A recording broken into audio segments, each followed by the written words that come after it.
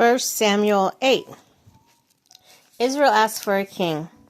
When Samuel grew old, he appointed his sons as Israel's leader. The name of the firstborn was Joel, and the name of the second was Abidah. And they served at Beersheba, but his sons did not follow his ways. They turned aside after dishonest gain and accepted bribes and perverted justice.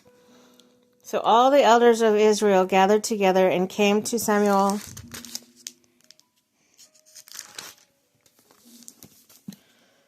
at Ramah. They said to him, "You are old, your sons do not follow your ways. Now appoint a king to lead us, such as all other nations." But when they said, "Give us a king to lead us," this displeased Samuel. So he prayed to the Lord, and the Lord told him, "Listen to all that the people are saying to you. It is not you they have rejected, but they have rejected me as their king, as they have done from the day I brought them out of Egypt until this day. Forsaking me and serving no other gods, they are doing to you. Now listen to them, but warn them solemnly, and I will let them know what the king who will reign over them will claim as his rights." Samuel told all the words of the Lord to the people who were asking for a king.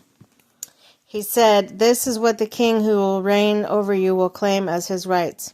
He will take your sons and make them serve with chariots and horses, and they will run in front of his chariots.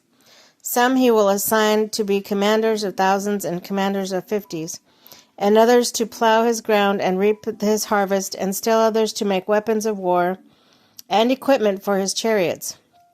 He will take your daughters to be perfumers and cooks and bakers. He will take the best of your fields and vineyards and olive groves and give them to his attendants.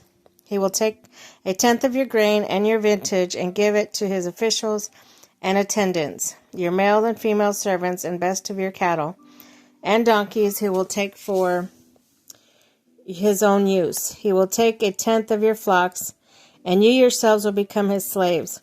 When that day comes, you will cry out for relief from the king and you have chosen, but the Lord will not answer you in that day." But the people refused to listen to Samuel. "No," they said, "we want a king over us. Then we will be like all the other nations, with a king to lead us and go out before us and fight our battles." Then Samuel heard all that the people said. He repeated it before the Lord. And the Lord answered, "Listen to them and give them a king." And Samuel said to the Israelites, "Everyone go back to your own town."